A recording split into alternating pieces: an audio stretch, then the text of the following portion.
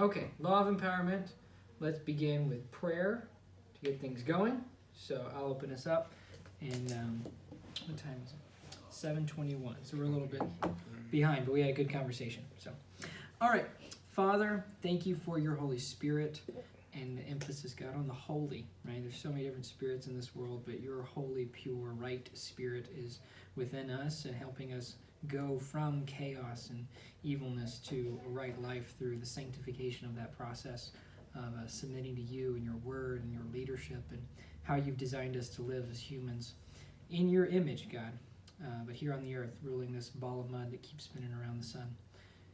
So, Lord, thank you for this time together that we can learn a new facet of leadership. I just pray for radical humility for everyone here listening on the video or here in person to understand what true leadership is like and what it's like to be like Jesus, the ultimate serving leader. Just like we hear Dave talk about serving the servant leader every Sunday, that we can be servant leaders here on earth and really make a difference in the lives of the people that we touch. In Jesus' mighty name, amen. Amen. All right, the law of empowerment. Bang, bang. I gave you some papers that big print, easy to read and to fill out. So there were a couple quotes that jumped off, and we're going to do. Originally, I noticed we've had a drift. Okay, it's gone from 80-20 to more like 10-90. Okay, so can I offer a positive rebuke for all of us? Sure. Yes. Okay.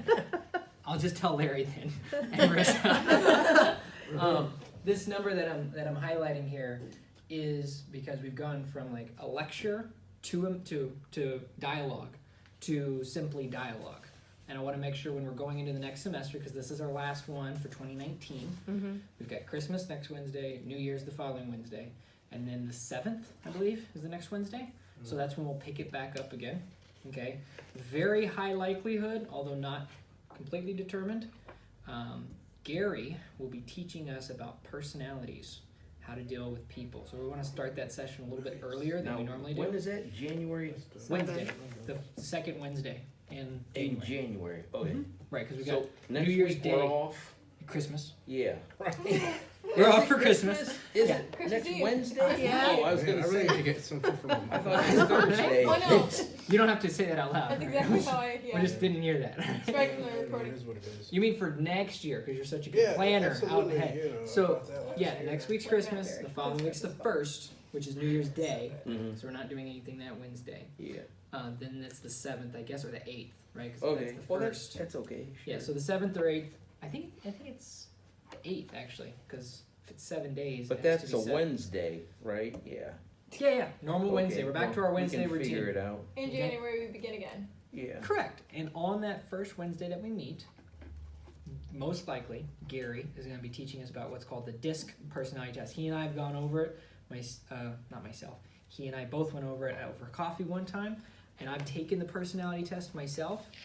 If y'all want to really get the most out of the talk, go search DISC free personality test online and take one. You probably have to get Disc your email. like DISC C. I plan on giving you the test that night. as well. Do you want us to take it before as well or no? I would rather you not. Okay, then don't. I would rather, Nix Strike that. that from the record too. because I want to have some fun with this. Although I feel it's a very serious subject, I love that. you need to have some fun with it. And Like it's, romance, very yeah. serious and very fun at the same time. yeah. At the same time. Okay.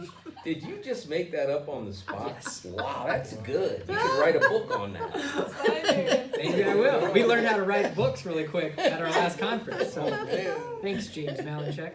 All right. Okay, so don't take the DISC personality test, but at least know what they are. Is that okay? Yeah. To learn some on it, look up a little bit, but don't take the test. And we're going to be starting that one a little bit early. I'll post all this on the group, so therefore we know it. I'm empowering you right now to know what's going to happen. But enjoy time with your family, Christmas, New Year's Day. Are you going to Texas? Are you No. staying here? No, you Just didn't. got back from Oh, you Texas. already Yeah. did. That's what's up. Yeah. So February, though, I'll be gone for the 9th and the 16th Wednesdays. Mm. Those two. Just FYI, I'll be gone for 2 Wednesdays. I'll be No, gone those are Wednesday. Sundays. I'll be gone for 2 Wednesdays. We're going to Florida. The first 2 Wednesdays in Florida, I'll be Yeah. gone. So just as if y'all have any snowbird stuff, or is anybody traveling out of town? I am Where you going going? to Rome. Rome? Yeah, for my birthday. Italy or Rome? Rome, Texas? Italy. Italy. Wow. Okay. Nice. Yeah. Man. Exciting. When's your birthday? It's February. February 3rd, but That's exciting. thank you. Have you ever flew over there before? No. Wow. The That's a week little ways to go. after, I know, the week after the first week of, so the second week In of February. Okay. I'm going, yeah. Okay, so we might be gone the same week. Larry, are you traveling snowbirding at all? No. Snowbirding? No. I don't know. It's still up in the air. Like snowbirds? Yeah. Gary, snowbirding with you? Got him. No? We might be going to NASCAR. Well, if you do, just let us know. I mean, just so we're all on the same page. Because if we get below 4 people at one meeting, I always think we should postpone those. So, all right. So the law of empowerment. Okay. There were 3 barriers, but it only took up 2 pages. The rest of it was kind of all stories. Did anybody else There was a notice lot of that? story. It's a lot of Like story. the Ford one took a really long time. The board. The Ford The one. Ford It was one. like half of the book was like Ford. Yeah, well, it was Yeah. 3 generations, which was kind of interesting how it skipped one. Uh-huh. I thought that was very peculiar. That's wild. But I want to know if anybody here really. Okay, well, I want to go over the notes here because I just think it's so important to approach the aspect of this chapter with this in mind when we're reading it, when we're listening to it. So, the very first one that if you want to write on the notes that I gave you, the law of empowerment isn't, or is not, it is not following. Okay? Now, why do I say that? It's because a lot of times people think, oh, well, I'm empowering this person that's already a leader, has been the one giving me power, and I'm doing a really good job. I can see myself in here empowering people, but really, they're actually a follower. There's a very fine line here. Who's the follower? I'm a little confused on what you just said. So I'll put it in first person. Say it. Okay. Yes. Or let's go with Dan Ryland and John Maxwell at the end of this chapter. Okay. When he's talking about Dan. Dan was the follower of John. Okay. So John was the one who was the empowering leader, empowering a follower. Right. Dan can pass that on to somebody else, but he's not the empowering leader in John's life. Okay. Does that make sense? Yeah. He was the follower. Right. Now you can be encouraging, you can be like a Timothy and a Paul. Timothy could encourage Paul, but only Paul could impart power to Timothy. Right. Does that make sense? Yeah. So that's why I'm clarifying some dicey stuff here of like, somebody that's close to the leader in relationship, but not in influence. And that might be something for your notes that's very distinctive. Relationship does not equal influence. Does that make sense? Right. You could be best friends with President Trump, but not be the vice president that he's actually empowering to go do things. Right. Does that make sense? Mm-hmm. So that's what it's not. That's one of the things that it's not. Relationship does not equal influence or friendship. Following. I said relationship does not equal influence. Oh, It's kind of like the old math question that I had in my Saxon math, which was like, Sex and math. you took Saxon math too? That's right. That's what's up. So it was like, Yeah. there are green apples in the red apple basket. So all of them are apples, but not all of them are green apples. Does that make sense? Mm-hmm. My metaphor? Yeah. You have a question to look on your face. I'm still thinking about this relationship and influence thing. So you can have a relationship with somebody, but that doesn't mean you're going to influence them. It's harder for you to see that, honey, because you influence, as a 360-degree leader, you're really good at influencing anybody you touch. And in your own company, you don't have like a boss to report to, as somebody who's like empowering you. Yeah. But let's use Sunday school, for example. Okay. If you're in the class, Yeah. learning from the teacher, Yeah. your job there is not to empower them as the teacher. They're the teacher. They're the one in the leadership position to Mhm. teach. Mhm. But you can encourage, let's say Craig. Mhm. You can encourage Craig. And that's the best way to encourage Craig. I'm glad that this happened. Absolutely. That's just great. That's hilarious. So, Okay, you're just saying. I think I get it. Good enough. you think so? Yeah. Do you want to reiterate it? in Well, your own the words. idea of empowerment is a little bit of like a hierarchy statement, right? It So is. if you're on an equal plane, then you can't empower up that well because you're not up to hold their hand up, hold them up. Exactly. And you don't have the authority You don't have the authority. to do it. Right. Because if you think about the word empower, right? Power meant. So that power doesn't necessarily mean influence, although it's very tight to it. The power is the person with the power in the conversation, in the relationship, in the influence, in whatever category it is. In every one of these chapters, I've noticed a pattern. He talks about business, he talks about government, and he talks about church. Sure does. Over and Yeah. over and over. Yeah. What he doesn't talk about is family. No, because it gets confusing. It doesn't. No. Notice? To say Yeah, the they least. noticed that. Yeah. I think it's because who are his ideal clients as a public speaker who speaks on leadership? Business people, government, and church people, because he was in the church. Exactly. He was a church leader Yeah. himself.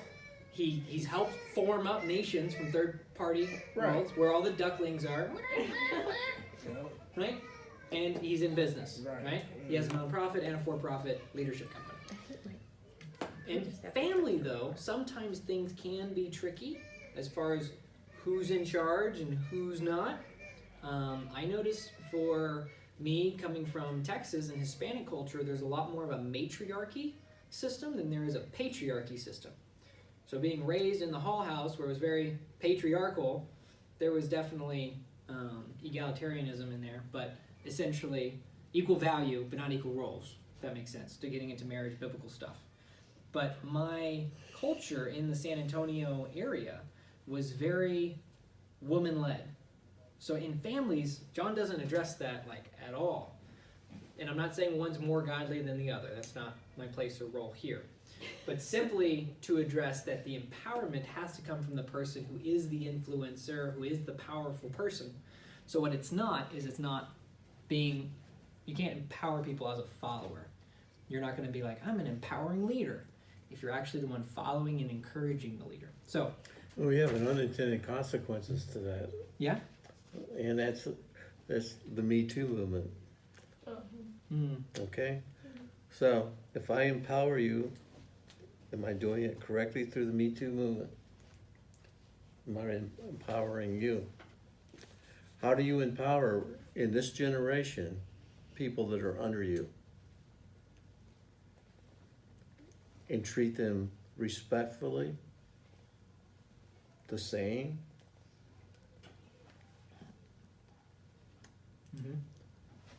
How are you being viewed as a power leader developing people around this table? And we're a cross example of society right here. It's got to be tough to be a leader today. Yeah. Is that off subject? No, it's not off subject. But just like my dad, sometimes I don't know if you're asking a rhetorical question or a legitimate question.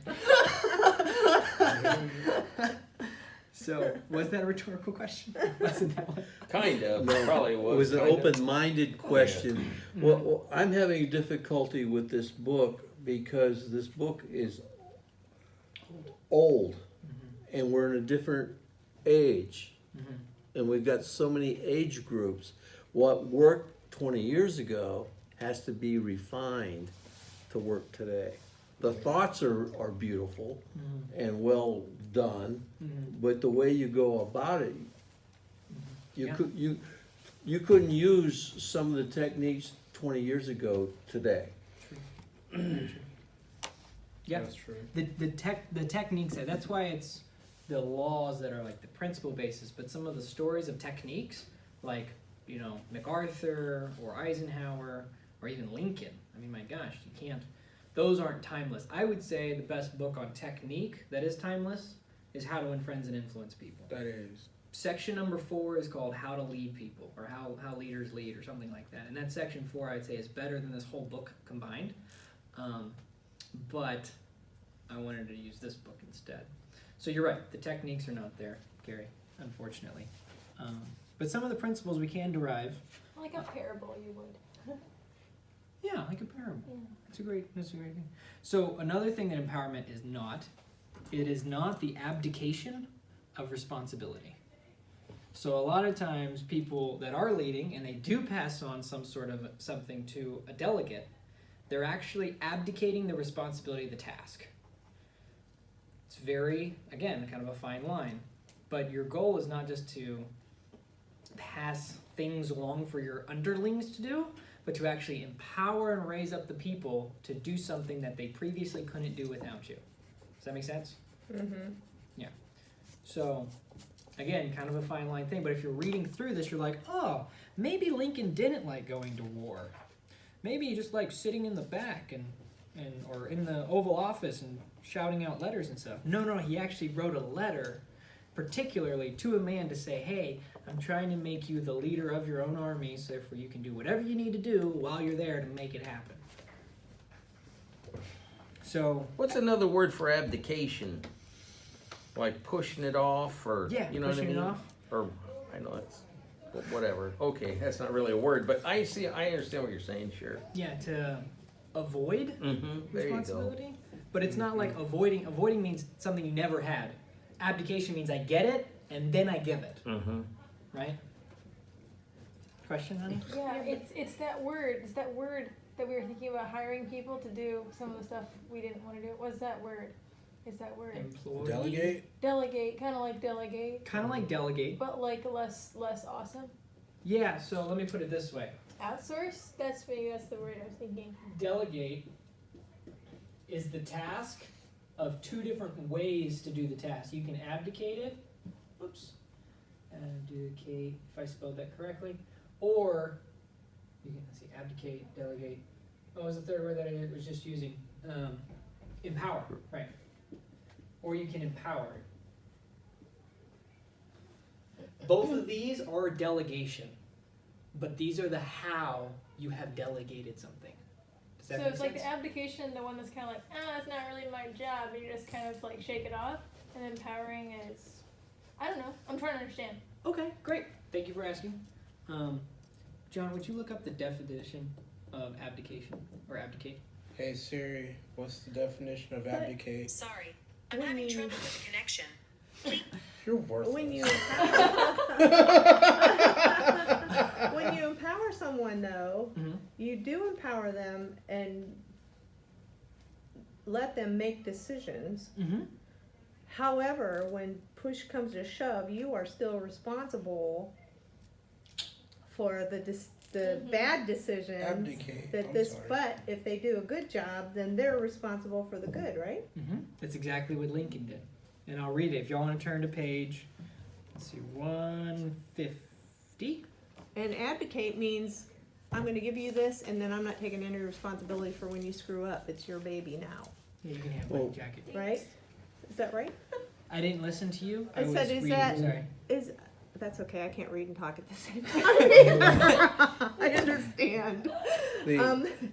When you advocate, you are just saying this is your responsibility, and whatever you do, you sink or die with it, right? Mm-hmm.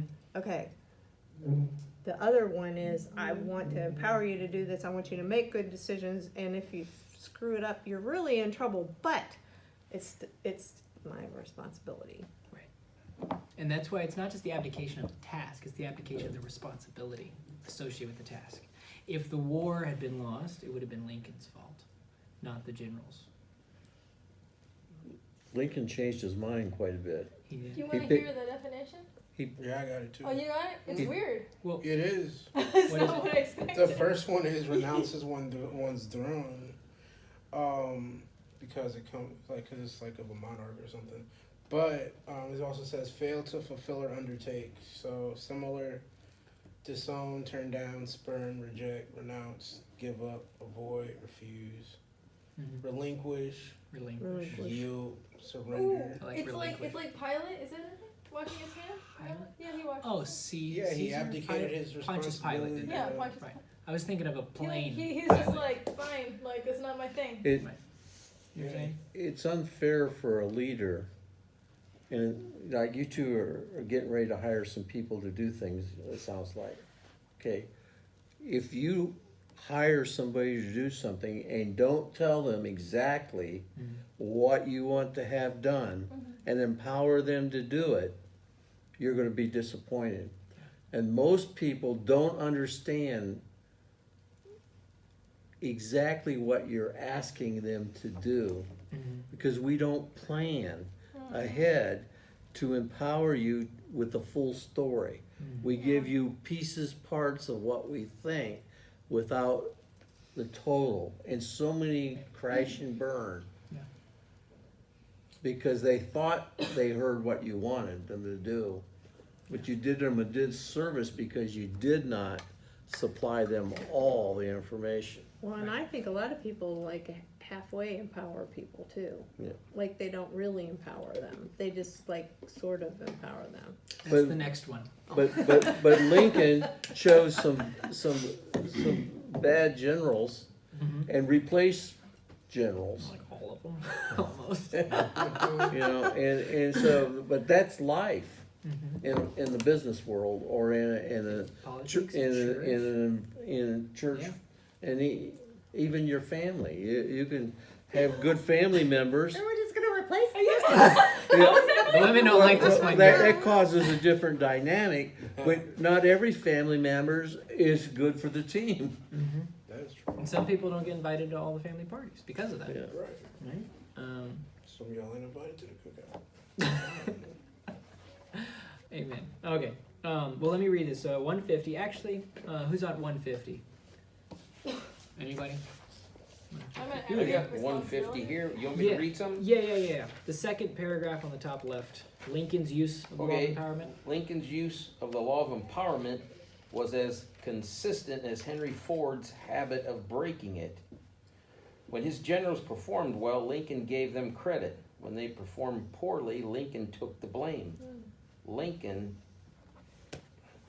expert Donald T. Phillips acknowledged, throughout the war, Lincoln continued to accept public responsibility for battles lost or opportunities missed. Lincoln was able to stand strongly during the war and continually give power to others because of his rock-solid security. Now, John Maxwell is talking about the security part of how you have to know who you are, whose you are, the mission you're on, and be certain of something, and the person you're working with, to give them responsibility, to give them to empower them to take on their portion of the responsibility, but still to take the blame. And that's one of the, I saw this example when I was in network marketing of a guy who grew his company so rapidly fast, and he was a young guy, he was like 20 years old, had a whole bunch of different leaders on his team, and I noticed he never took the credit for anything that went well. It was always, this guy and his team's doing really awesome, and they're doing this. He was doing all the behind-scenes stuff. Without him, it would have crumbled. But he always gave the public credit to whoever was on the team to empower and lift them up. And he benefited from it, you know. Oh, But I if can anything went imagine. wrong, it was always his fault in the way that went. So sometimes it's difficult, especially in the legal world, to take blame when it wasn't your fault. So Yeah. you have to find the balance here, at least in my opinion you do, to not take blame for things that legitimately are not yours from a legal standpoint, but also, what did Jesus do? As our sacrificial lamb, he did what? He took the responsibility for what we did wrong and gave us the blessing for what he did right. So, really serving the servant leader, Christ, by acting like this in our own ways, and particularly in our families. Whenever a child does something wrong or a grandchild does something wrong, teaching them and admonishing them, but they're always watching to say what you say to the other person. That's the accuser, right? They're always watching what's done. Things are more often caught than they are taught, especially with kids. And it's like, that reminds me of like this talk me and my mom was having the other day. And she was like, yeah, I used to like have a smart mouth when I was a kid. And I was like, man, I wonder where I got mine from. You know what She I'm said, well, that comment just proves it. Can I steal that? That's amazing. That's a really good one. Okay, so the third thing is what the law of empowerment isn't weakness. So sometimes you might be reading through this and think of, oh, well, I did this here or I did this there, but really all you were was not strong enough to actually bear the load to empower somebody, right? You can't be weak and empower somebody. If you try to do that, you're actually not being an empowering leader. You're actually just being a weak leader, passing the buck. Very similar to the previous one, but I thought 3 points would be better than 2. So I added another one. Was it weakness? Weakness. Yeah. The law of empowerment isn't weakness. You know, this would be so neat to take if you were fresh out of college or even going into college. Now, I'm not saying, I don't mean I'm too old for this. Are you going to college? No. Congratulations. No, on not that. me, but this is good stuff. You're not good. But sometimes I wish I was younger so I could take more advantage of it, but, you know, you can really think Mhm. about stuff just like, and I don't want to go off, but I always think in the baseball terms. I don't know why, but just like you talk about, you take the responsibility. I remember teaching kids how to run the bases, how to steal bases. You can't just think you're going to do it. You got to know how to do it. And you look at me, I'll be on third base, this and that and the other thing. But anyway, when they would do it, oh my gosh, wow. And then he come over, Mr. Stewart, I said, you did it. You had to think to do it. You did it. That's awesome. Do it again. And I try to get them away from them telling me it was my fault or whatever, but you did it. So it just makes you think. If I could, if anybody could take that attitude in just about anything they do, Yeah. that would be good. Yeah. And It even just think kinda- about when you're doing like a tea party thing or on your school board or if you're at Yeah. the church, and some person's coming up beneath you that's like an emerging leader of some kind. I think the bathroom just sneezed. So, Ours has been doing that. did you sneeze? No. Well, why Is would- that your chair? That's a bathroom? Yeah, it's a bathroom. Oh, So Nobody random, uses it right? though. So gotcha. it's a hidden bathroom Mm. for whenever the lines are stacked. But anyways, that emerging leader that's coming up, right, in business or life or whatever, you can take that same principle from the baseball field and then help them lead the prayer to begin or the speech or talk to the speaker. Yeah. Because I love networking type meetings or roundtable meetings where you have all the different, drinks and stuff and there's a speaker, because there's so many little things that can influence those meetings to make them significantly better that after you've attended a whole bunch of them, the water for the speaker afterwards, the temperature of the room, making sure everything else is going well, and then teaching somebody else to run the meeting properly so it's a high-level meeting is just so important, and you can't do that with weakness. They don't coincide, right? Yes, ma'am. This is me asking you to tell a story. Negotiation one? Yeah. Yeah. Oh, baby. I You must be apologize. married. I'll be right back. Okay. I gotta go to the bathroom. All right. I just thought. Well, there's one right here. We don't listen to you. Okay, well, I'll share the story. Larry can watch the recording if he wants. So, You can do every little advertisement you can. yeah. That's So, the story was this guy, his name's Christopher Voss, V-O-S-S. He's wrote a book called Never Split the Difference, the best book I've read on negotiation. And he's an FBI hostage negotiator. So he's negotiating for people's lives. It's not like you can be The like, book is so legit. hey, let's split the That's difference. dope. I'll take the top half and you take the bottom half of the person. It's called Never Split the Difference. Never split And the the difference. audiobook is read by one of my favorite readers, so yeah. Yeah, on Audible. Anyways. So, in this book, he talks about a story about how he began to be a hostage negotiator. He was working for the FBI, and he applied, and she was like, the lady turned him down and said, no, you're just like all the other young punks. Go, if you really want to apply, go spend 1 year volunteering for the suicide hotline.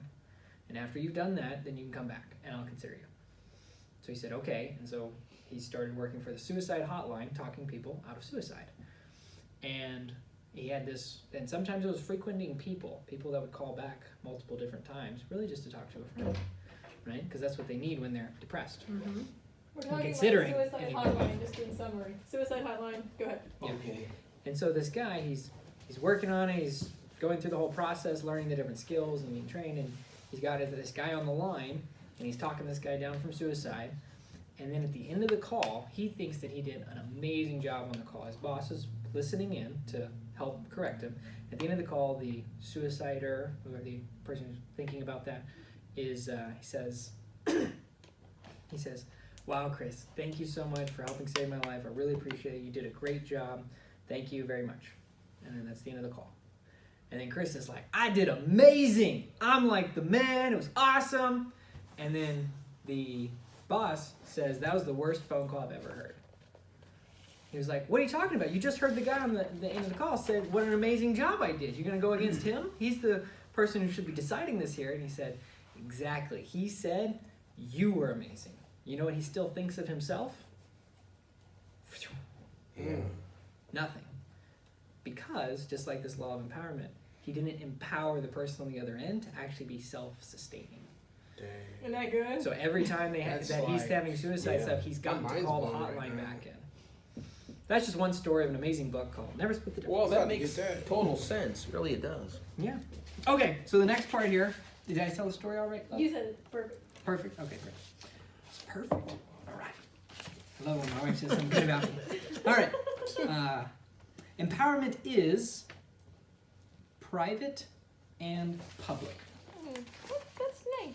Wait, why you have so many lines for not? It's not. Oh, it's just a long line. It's not weakness. Oh, weakness is the second one. You missed abdication of responsibility. Oh, abdication He abdicated that responsibility. Okay, I Yeah, abdicated you that abdicated. one. You- Ah! Guess I should stay off my phone. I wasn't gonna say anything. I haven't for 6 weeks or 13 or however whatever chapter we're on, but that's okay. All right, private and public. So private is like the letter to general need. Now I put in parentheses. It's also called recognition, but you can publicly empower people. Okay, a really good example was in two chapters ago when the gentleman took off his medal and awarded the medal to the general leading the battle. I remember the details of it. Yeah. Publicly, every man that saw his general now was publicly seeing what had already happened. Does that make sense? So you can empower people publicly, but you can also do it privately, that one-on-one relationship. Okay?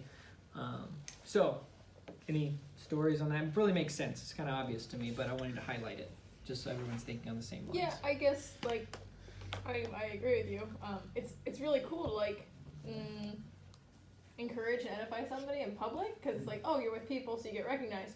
But it would be a little bit weird if like, let's say my mom like told people publicly, Marissa's awesome or whatever. My mom's really good at encouraging people. Anyhow, and then like in private, like in the house, if she never said anything encouraging to me, I guess I'd feel like, is she really being truthful? You know? It's a good example. Yeah. It's a really good example. So I actually want to hear some thoughts on family, how you can empower somebody in your family privately and publicly. What are some things that come to mind? Well, I know the one thing that you should never do, and people are really guilty of it, is using sarcastic Right. comments with their family around other people, and that's such a bad I thing. hate that. I mean, because it's not good. It's Are you not being good. And sarcastic? No. Now It's what not do you good. mean by that, though? I mean, Like, you got an example? cutting, you know, like it's sort of like a little joke, Mm-hmm. but it really isn't. And everybody knows it that's connected to the conversation, and it's a like a put down, Mhm. but in a joking kind of manner, Yeah. like It's what I'm gonna Paul say says smart- to put away coarse smart butt. jesting. It's a smart butt comment, Yeah. But Yeah, it's smart, but. yeah. you know. And it just, I mean, I hate it, and I have some people that I'm around, and when they start that, I always tell them, stop it right now, just quit it. Tell him. You know, Quit. Tell that's him. funny that you say I mean, that. I just can't stand that. I It's know like, what you mean. because you think, people think, oh, that doesn't hurt. It does too hurt. It's the, You should it's- never want to embarrass someone, and that is like the epitome of not loving someone. Yeah, it's kind of the kisses of an enemy. You Yeah. know what I think? Sometimes guys, they get together, they do that well in a group, I think. A lot. Honestly. A lot. Because, and I don't know why, and I don't like it, and I prevent, or I tell myself, don't do that, Mm-hmm. because they like to like make fun of themselves, and then they, it's like they want you to go along with it, and I don't like that. I just don't like it, because I It don't starts think in junior high, and yeah, we it never grow doesn't up. serve any good purpose. It doesn't, because I mean, you're never supposed to let stuff Yeah. like that fly out of your mouth, and especially somebody that you're supposed to love. I mean, it's never a good thing to publicly humiliate Yeah. someone, A lot of even in a times- joking. I think they're doing it like in fun, but it gets to the point where it's not funny, and some people, they don't like Yeah, it. yeah. Sometimes it can go Yeah. like overboard. Yes. You know? Well, Right. and I know not what only you that, mean. but you never know when someone else in the room can really be struggling. I'll just use Sure, this as that's an a good- example. yeah. Somebody at one point in time when I was really struggling with bulimia, I mean, and I was struggling with sexual abuse as a kid, and I was just, my life was a mess. I was on drugs. I was just a mess. And somebody said something about that and made a joke about it, and like just sitting. And it wasn't actually, they didn't know that about me. Yeah. But I mean, But that was like your trauma though. So it's oh like my gosh, it messed just up. like, I thought I was cracking apart right in front of everybody. I mean, it was just like, it hurt so bad. So you How never many years know. ago was that? Oh gosh, I mean, that was what, I started being bulimic when I was 13 and it didn't have a name, and I quit when I was 27. Okay, so about 30, 40 years ago. Mm-hmm. And you still remember the scene. You can probably Oh, remember. Do you yeah. remember what you were wearing? Yes. See? That's the crazy Yeah. thing about the memory. Side commercial. Yeah. Just like we remember emotionally positive things and emotionally negative things. So whenever you're wanting to remember something, emotionalize Yeah. it. But also remember that if you want somebody to forget something, it's better to let it fade away than to try to tell them to forget it, Yeah, because then you're yeah. just building the memory. So let's turn this roundabout. Now we know what not to do. Mm-hmm. What are good examples of to do to In a actually family. empower family particularly? Because here's the thing, in this church, this isn't a church, this is a family. Mm-hmm. Okay, this is made up of families. I'm related to half the church through blood, through marriage. So, and Gary's related to the other half. Sorry, Larry. That's hilarious. No, seriously. I mean, you have what, 10 family members here, roughly, that are Mhm. downline from you. Down one. Wow. Cindy, your dad and mom, Walt, and Mhm. any cousins or anybody? No, just I those used to four? have a cousin that came, but she's not Okay, coming anymore. right. You and Debbie. That's it. That's in it the for you? family, that's, Okay. yeah. And then we've got the Quartermans and the Davy people and The Davy the people. Edens people and the Dubina people and whoever they married and the Perrins and a lot of the family related to.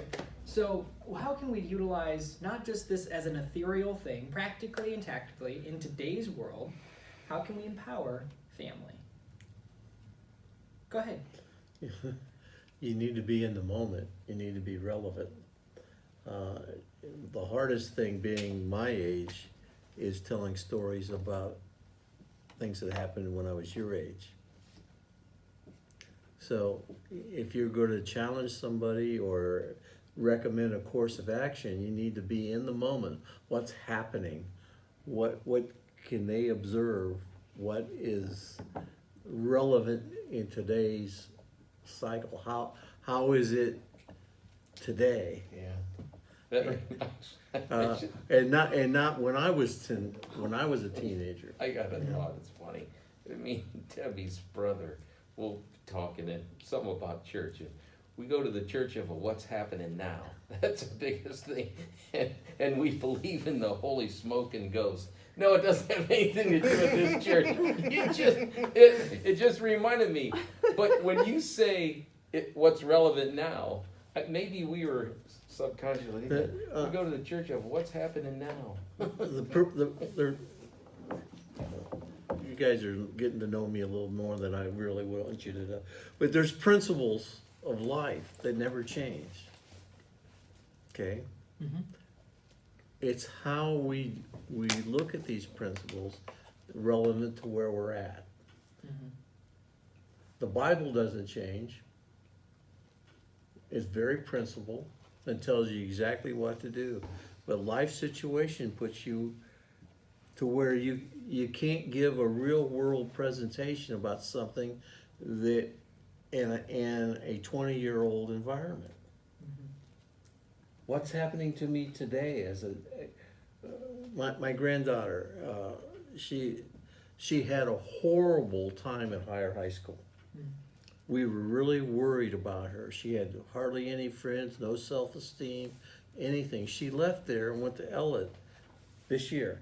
She's blossomed into a beautiful woman. That's so nice.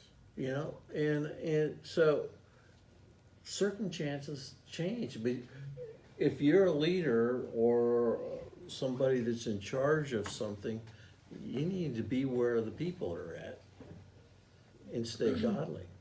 Well, I mean, I feel like you did too, like when you're coming in here, instead of you just always getting up and talking, you're empowering us, kind of forcing it on us a little bit too. Yeah. That's okay though, I Poke think. and prod That's a us good to way like to be do a, it. Chill. to learn how to teach. Just a little Learn how more to- in private, right? Yeah. Yeah. There's a new term that young people are using. Okay, boomer. Okay, boomer.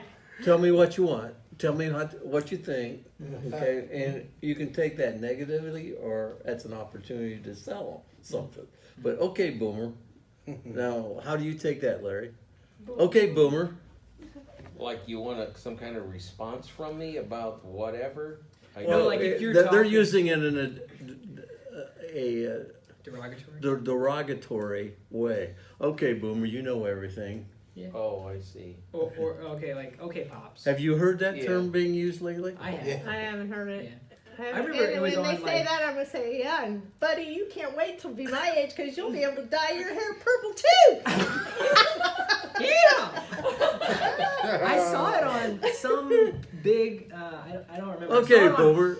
Okay, you know Was Twitter Live? Was that you're in a live? meeting at the Social Security office, and all the boomers are around you. Okay, Basically, all boomer, my tell me what you coworkers, want. What do you think? If I say boomer? if I say okay boomer at my job, I'm pretty sure I'm gonna get fired. Yeah. Because I work with all He's of them. probably surrounded. I'm surrounded. It's I'm like the youngest person in my office. Yeah.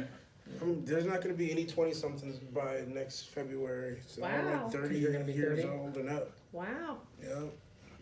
And the last 20-something. The weird thing that hasn't changed in public dialogue yet, that I'm like waiting for, is like millennials aren't young anymore. They're not though. Like They're like millennials are like 27 or 26 and up. Like Yeah. millennials are 44 now. Depending on what age spectrum you're in, 30, you're 35. almost No, almost it's one at or least the other. 39. You're not distinctly No, one. anymore. 39. That's like Because that's of the under age a of baby that's like, boomer. Well, that and That's- I oh, wait, just no, feel you're like right, though. older Yeah. people aren't as old as they always know. were That's either. crazy. Did you go up to 39? I thought it was up to like 35. It's They're- higher than 30. 'cause, like, it's like every 19 year, every year it gets higher. I think it's like 1981 to like 1993 or something like that. 81, you're 89, I said you're I 30. don't think old people are. The old people today, which is me, Yeah, is Yeah, not she's the old. same old people Exactly. that were Amen. when I was yeah. You know growing what? up. My grandma, when Yeah. she was my age, she looked Boomers Like a were little born grandma. Like a grandma. before Yeah. 1963. and she moved Yeah. that way. Boomers and she, are before spoke that way. 1963. Baby boomers, okay. Yeah, so 57, 58, and north. Millennials are 1980 to 95, Yeah. and then the Xers are 63. Well, what comes after baby boomers? So 1980. Well, the next one that year comes will be before 40. that Yeah. is a silent generation. That's your mother and father. Yeah. Yeah. All right. Okay. So So you're talking about how to encourage family members. how to empower? Small Empower. difference, but yes, encourage So- is part of it. Can I Yes. share, or are we moving to the next No, we haven't one? moved on yet. We got a little bit more time. and then Where are we at? this has been a very good dialogue as progression. My mom, she's seriously like amazing at this. So I guess let's talk about her. Yeah. So yeah, You're empowering her in private right now. my mom's really, yeah. But like ever since I was like, I don't know, 5, she would like have us teaching alongside her the 2-year-olds, the 3-year-olds, like, and so, yeah, and then, you know, you get a little bit older and she'd always having us do it, you know, and I wouldn't be doing reptile shows if it weren't for her. You know, I had done another presentation on shrimping. I know it's like super random, but my aunt and my cousin said, "Hey, Marissa, talk about your critters. Bring them to our school." And I was shy about it. My mom's like, "No, you did it before. You can do it again." She really empowered me. And now, if obviously not just like now, because now I'm 30, but like, when I was like younger-ish, it would just be like, "Hey, these people need to teach. Well, you can teach. Go do it." Like, she would like raise us up to like take her place and keep going. That's funny you say that. That's how our son Adam, his wife, she homeschools the kids, and then they got a little co-op thing they go to once a week. Right. But that's how she is. She is like a little drill sergeant in a nice way. But I'm serious. AKA her mom. Well, those kids, they're not afraid to do things, and they do things. Honey, we've got to get the stuff out of your mom's car. I already did. Oh, you did? Thank you. But it's kind of neat to hear that because it reminds me of Bethany. She'd no, don't. I don't want you to cry. Do it. You can do it. And then before you know it, they're doing it. Well, even the little 5-year-old. I'm sorry. I think she's gonna be 6. I don't mean to go off, but she's actually doing a piano recital. Okay. She's not even 6 yet, and she's the bomb for the little kid. Both hands and everything. That's because her mom encourages her, get her to do it. But anyway. I think it could also be for a husband and a wife team also. Yep. That's a good example. Like if you had an idea or Andrew had an idea or something and, it was your heart or whatever and they said, yeah, just go for it. Not knowing whether or not it's going to... Well, because I'm a dominant personality, I wrote my wife a song. Okay, I said, honey, just tell me what you want so I can say yes. But I would agree with you. But I mean, Is that copyrighted or can I use it? Yeah. Oh, hey, Just tell me what you want. get yourself a guitar, put 3 chords to it, and you'll have a hit. There you go. He does. It's still stuck in my head. But yeah, just, giving somebody the freedom and the license to have a dream and go for it Okay. for at least a while. Yeah, Andrew really does empower me a lot. And the other thing my mom does, which I don't think it's empowerment necessarily, because she's married to Dad, so I'm not sure if she, in your mind, I'm not sure if she can empower Dad. I'm not sure how that goes. Continue.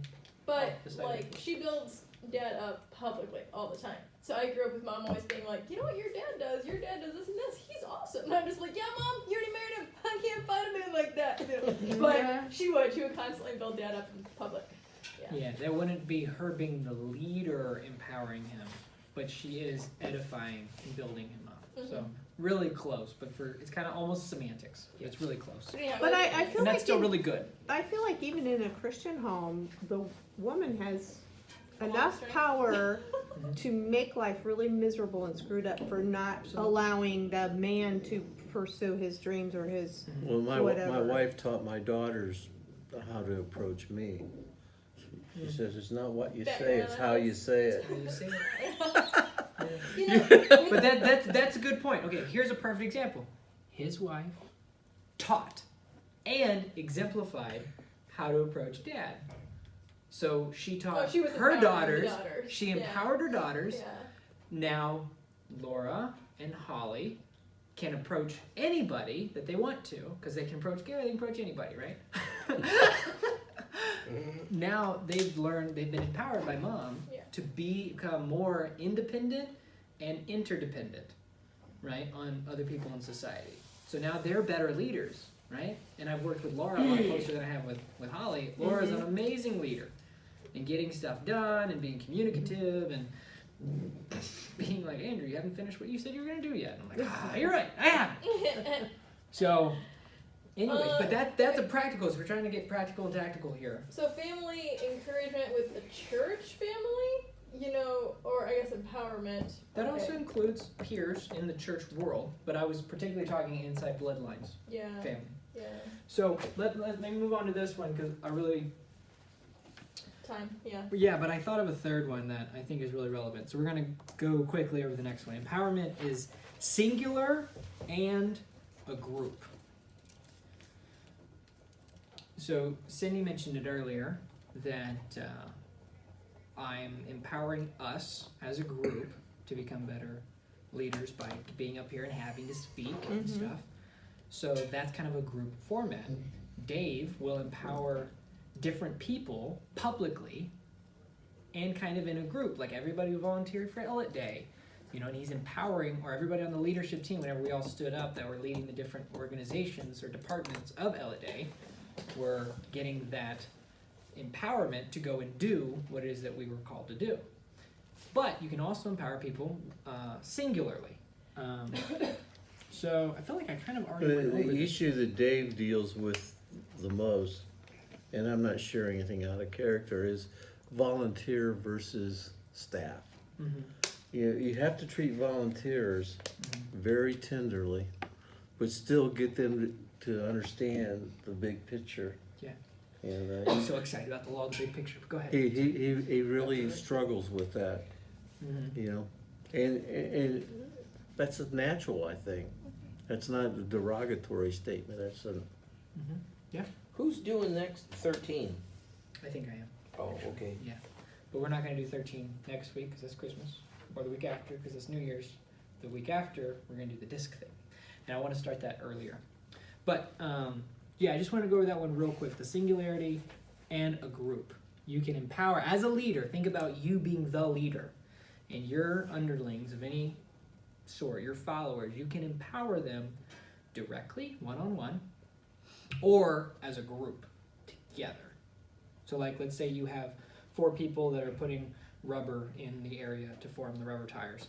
You can get them all together as a group and empower them as a group and call them out by name. Say, man, Marco, you're really good at this, and Billy, you're really good at this, and Cindy, you're really good at this, and this, you know, y'all working together just multiplies all this and edify them all together, empower them, be like, I'm actually not gonna be able to check in and micromanage you today at all, so I need this to get done, and really we need this to get done, because y'all like working here, and we have to have a profitable company in order for y'all to keep working here.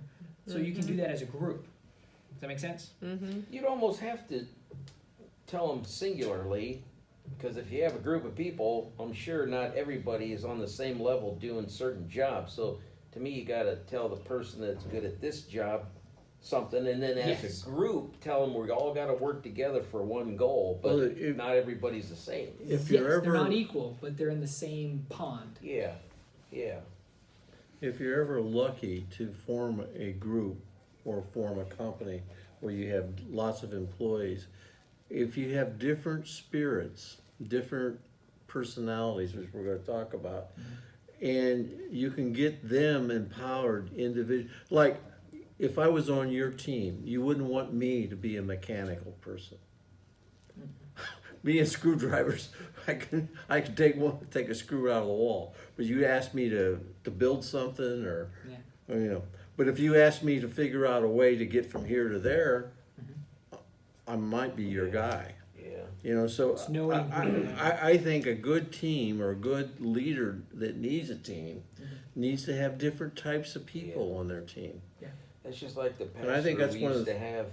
He was like you, and he would tell you, I don't want to be putting nothing together in the church, but to lead. But as a teacher, he was awesome. But he couldn't even change a light bulb without getting somebody to do it for him. Electrocuted? I'm serious. But anyway. All right. So this is the last point that I didn't write down. My wife would say to me, honey, you just go make some money and we'll hire that done.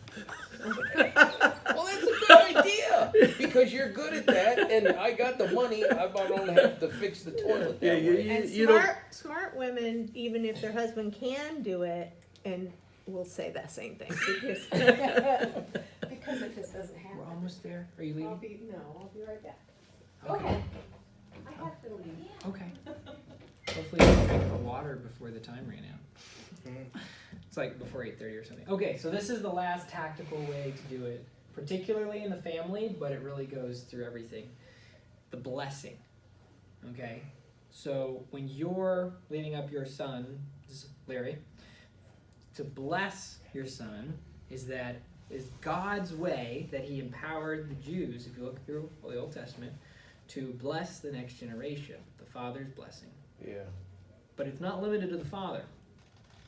Now, it is kind of in the Jewish world, but in the Christian world, there's neither male nor female, Jew nor Greek, etc. So it's from the empowered leader of the family to impart that blessing to the next generation in the family that allows somebody to be raised up, because it's very difficult if you meet a man, and there might be one in the room or more, who they didn't get clarity from their father that they were now empowered to be a man or a woman. Yeah.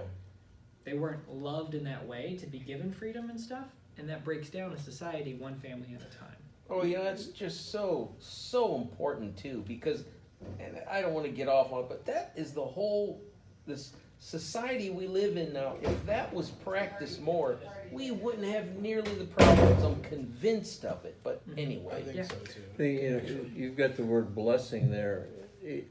I have 4 grandchildren, and they don't always do everything right, like all children do. But the blessing I get from them is they're concerned about what I think. They don't, and they're not afraid to ask. You know, it's think too, Yeah. Gary, I mean, you're even older than me, but you figure, even as a His grandpa, hair looks better though. the kids are, my son will look up to me. The grandkids at times, they just think I'm the bomb sometimes, and I almost feel like, I got to live up to that. Don't Well, you ever get that? They go to my wife and they say, well, what would Grandpa do? Yeah. Or what does he think about this? You And know? at times you wonder, why are they And asking me? at times feel you like, say, oh, no. am I getting through to anybody? Well, but anyway. But that's a big blessing in my family is I feel that they care what I think. Did you just bring that They're up not for gonna the do what I'm family gonna- thing, or It did. yeah? It came in from the I family think thing. that's so important for families today. If they would practice that Can more, you read that, Cindy? things would It be says the better. blessing. Blessing. I tried to write it big. I saw you squint. No, I don't squint for far away. I squint for this. Oh, you do? Oh, maybe it was just. I try to Opening tell your them eye. I can see close and I can't see far away. So, can you read that? Yeah, no problem. It's the far away. see, I'm different. I can't. I Far was away, I very can see blessed good. with good eyesight. I've never had to wear. Don't worry, farther your or day's close. coming, sweetie. I rebuke that. Well, you know what, you can, and I did the same thing. But once I hit 50, buddy, if these didn't go on, you're just struggling. Well, I'll wait till I'm 50 Yeah, there you go. or 60. Can I make a quick comment about blessing? Yeah. So I don't know if this is gonna apply to anybody here, but something my dad always did growing up, and as long as I stayed in the house, is at night he'd put his hand on our heads and he'd pray a blessing over us. That's good. I think that's neat. And I think he all of blesses- his he kids blesses turned the out really grandkids. good. Yeah. Huh? All of his kids turned out really Oh. good. Even, and I don't want to get off, I always say that, but even at your wedding, Marissa, I could tell that your dad just loves you from here to the end of the earth. And it's apparent. At the wedding, you could just tell how he was acting and he said stuff towards you. And I just thought, no wonder Marissa's cool, because her dad loved her. Andrew was saying my dad That's- loving me was a big deal. So much truer than you know. Like, it really is. In My all the dad's different. like, let's catch an alligator. Okay, Dad. So in my coaching business, almost every time we start talking about marketing, and they're like, "Well, my business isn't growing because this, that, and that." No. Okay, cool. But why don't you love yourself? That's pretty much what it comes down to. Oh well, my dad beat me. Oh well, I've never really been secure in any relationships. Oh, okay. Always it goes back to their family life stank. Yeah. Like almost every time, in some way, shape, or form. This is the foundation. People don't want this. People want to buy business, government, or church in like structures and fixes, right? We want to fix the church. We want to fix this, but they don't want to fix what's going on inside of them. They don't want to fix their interpersonal relationships with those that they're closest with, their spouse, who they're one with, their kids, their parents, whoever they can help. So, And I feel like more in this day than ever before, the family is such a confusing place. I mean, just look at like the holidays when you get people that have 2 or 3 sets of different people that they have to go see because they're divorced and it's just very confused. yeah. Most people are single now. I think over half of adults are single. Yeah. Which probably means they're through at least one relationship Yeah. a lot of times. Yeah, either a very serious relationship or actually a marriage. I've met divorced women at 22 years old.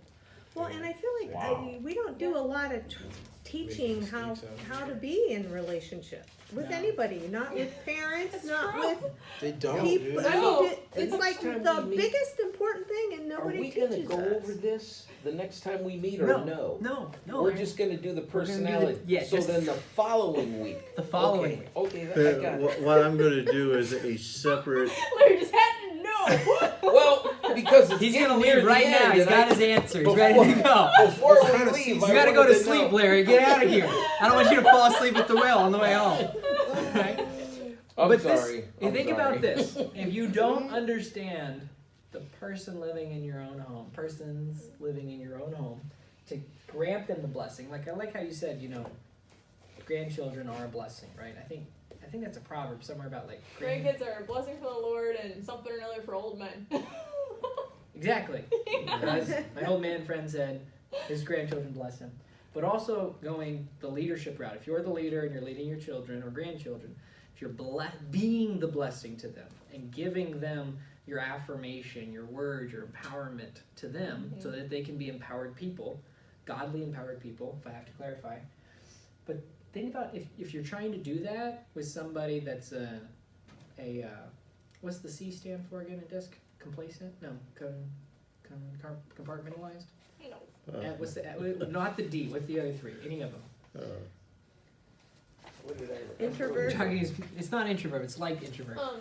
This And- personality? or- Did And blessing, like, there's like tons of kids in our church family here, Yeah. and I don't have any kids, but like I can be like A a blessing. mom blessing to them. Yeah, Big sister or mom. yeah. I guess you are kind of old enough to be a mom to some of them. I know. I think we relate more as like a big sister, but yeah. Well, think about so like John in your life, your your family or life or whatnot. C is compliance. Compliance, right? So A if you're a D compliant personality like Gary, who's just dominant, and you're trying to like give the blessing to somebody who's compliant, they're gonna comply, but they're not gonna receive. You have to do it in their personality. You have to, as Jesus said, do unto others as you would have them do unto you. Well, the platinum role is do unto others as they would want you to do unto them. I'll say that slower. Platinum role is do unto others as they would want you to do unto them. Mm-hmm. Mhm. Right? Because I'm a different personality than anybody here.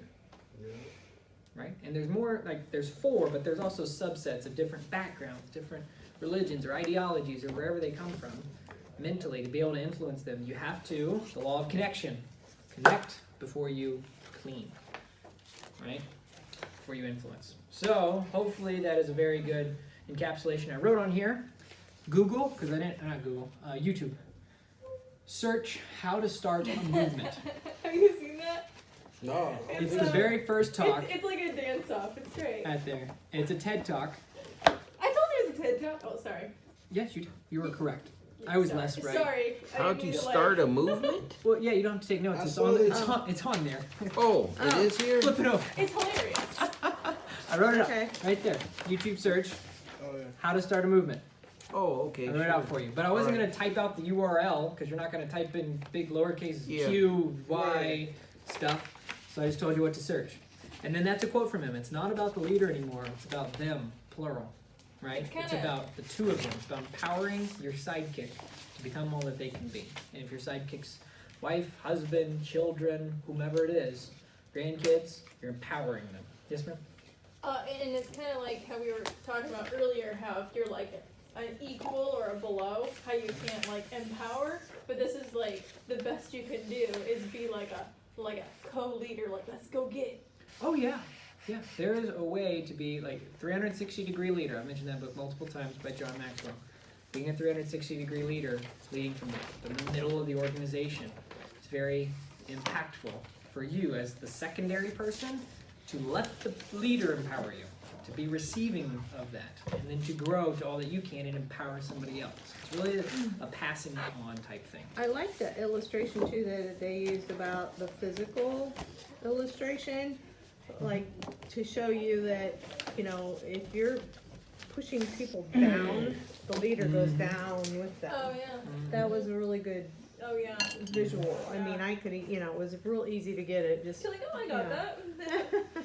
So I am going to give us a task to do, since we have 3 weeks until our next meeting together and 4 until we go into our next chapter, is to think about the people that are directly following you and how to positively impact change in their life. Okay? So like Larry, I've heard you say multiple times, man, I wish I would have had this when I was 26. Mm-hmm. Well, who do you know that's 26, that's without mentorship, that's godly or ungodly, doesn't matter, that you can impart this wisdom to and help lead them to Jesus, to a better life in Christ, or a life at all in Christ, and then teach them how to be a better leader. I don't know anybody, I take that back. The majority of people want to be better at whatever it is that they're doing. So if they're a leader of any kind, if they're in sales, they need to understand leadership. If they're in, I believe if you get through life successfully, you need to be a champion for others. You need to come alongside and whatever wisdom you can give to others. Everybody needs a support person at every age.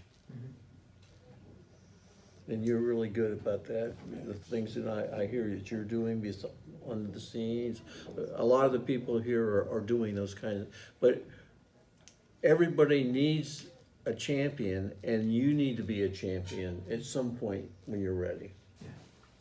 even when you're not ready, because that's how you get ready. But you're right. Okay, with that being said, I gotta leave. I'm already 17 minutes late. Oh, you are? Wrap her up. I thought we ended at 8:30. Oh, I thought it was 8:15. Oh no, my bad. I thought we had an hour and a half because we've been going over. But you want to close us out in prayer then? I know it won't be a long one. Do it. Now you make me feel bad. I'm Okay, sorry. I will. No, that's all right. Lord, we just give you the praise and honor, and we thank you for your grace and your mercy that you show to us every day. Thank you for the class that Andrew and Marissa is always kind of keeping us together. And Lord, we just really like when Andrew leads us. It seems like we all come together and do good, and I just thank you for that. And I pray to keep us safe and that we all have a good Christmas season. And while we're gone, we think of each other and think of the church and how we can do better when we come back. And I pray it in Christ's name. Amen. Amen. Amen. Thank you, Larry. Sure. Yeah, sorry about the times.